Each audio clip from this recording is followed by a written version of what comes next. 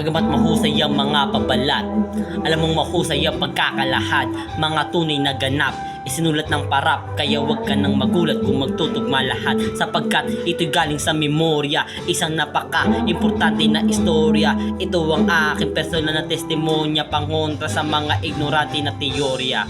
Ito ay tunay na buhay, wala akong dahilan para magsinungaling at mga detalye palitan. Ito ang kwento kung paano kami tinaniman ng marijuana ng mga parak na mukhang Taliban. Bandang alas 8 ng gabi sa Pilipinas, sa isang gusali doon sa may Ortigas. 8 oras bago ang reyas ay mahimas, kasama ko si Ron Henry na Stick Vegas.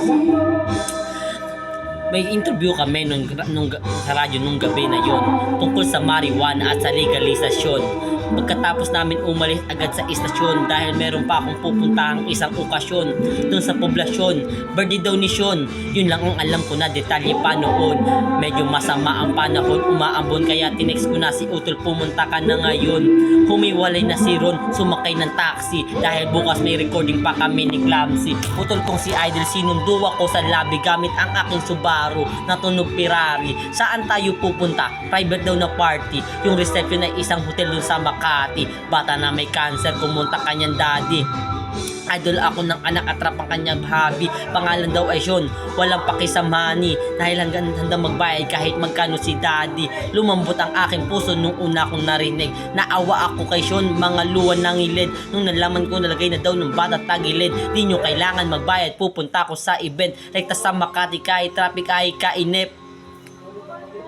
Kasama ko si Rude at si Ivan, at si Cape at si Kuya Albert, yung driver ko mabait, at si Idol, aking manager at kapatid na meron thalassemia, isang kakaibang sakit. Kailangan niya lagi ng salinan ng dugo na pantawid, at dahil malapit lang sa hotel yung Makati Med, sumabay na lang siya sa amin para mas makatipid.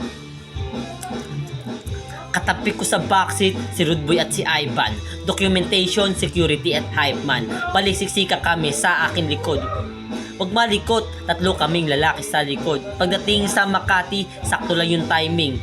Start na daw, nag-text na rin yung mami, nag-text at sabing, start na daw yung party, sa basement daw yung parking. Salamat sa pagpunta, pasok lang kayo darling.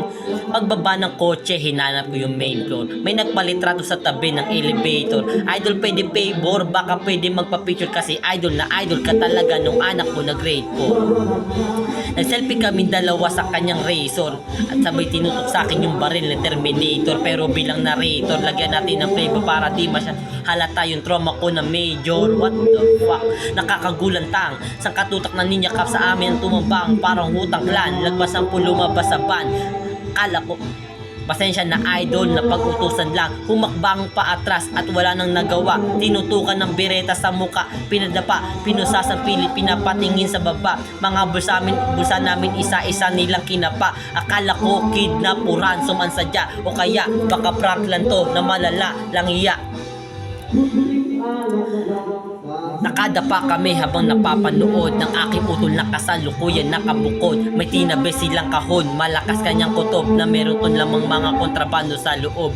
Tsaka na lang sila nagpakilalang mga parak nung isa na sa mga kasama nila na sapa. Walang uniforme at nakamaskara ng lahat. Walang mirandang binasa sa basta-basta lang agad.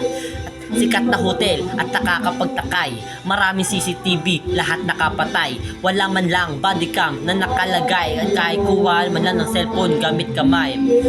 Sabi daw ng pulisya, sa akin daw nakumpiska, pero di makumpirma kasi walang kahit isa saksi na pumirma. Walang video ng palitan magmula nung umpisa. Kung under surveillance pala, dapat may footage ka. Diba? Kung under surveillance pala, dapat may footage ka. Kung normal na tao nagbabayal pag nahuli siya, paano lang kaya kung si Looney pa? Nung nasagot ko yung pideya at aking tinundi na, mga ulo nila bilang nagkaroon ng bumbilya. Para ma-promote sa pwesto, ako ang pinuntirya ng mga ninja cops na gusto magbida-bida, diba? Kasi bila silang nakaisip ng ideya kasi napanood nila yung live ko sa PDEA nung binan nila yung kantang Amats dahil sa tema, pero Maria Hiwaga ni Sasa, walang problema. Aba punyeta, talamak na ang taniman. Bypass daw kaso bakit para madalian, di ba dapat pinaghahandaan yan at kalimitan minaman-manan ng malayuan na malapitan. May mga kamera na nakatago sa pagitan kaya medyo weirdo ang video kasi walang video ng palitan. Akala ko ba bypass to ng malakihan, nakakapagtaka lang kaibigan. Gusto mong maintindihan na mabatin, gamitin mo lang ang sentido common kapatid. Para sa 100,000 magpapakaastig, kayang-kaya ko yung kitain ng triple isang gay. At kung pusher man ako ng sinasabi nilang weed, bakit naman ako pa mismo maghahatid? Ni hindi nga ako lumalabas ang bahay, tsaka hira mo makita sa kalsada tumawid. At bakit ako magbenta sa di ko kakilala, kung sa eksena ko ay marami nagmamariwana? Bakit ko papahirapan ang sarili ko habang sinusugat ang karera matagal kong pinagsikapan? Bakit pa isasama ko pa yung kapad kung may karamdaman at cameraman para mag-vlog ng kaganapan? Walang saysay ng mga paratang pawang haka-haka lamang para pangalan ko ay yurakan.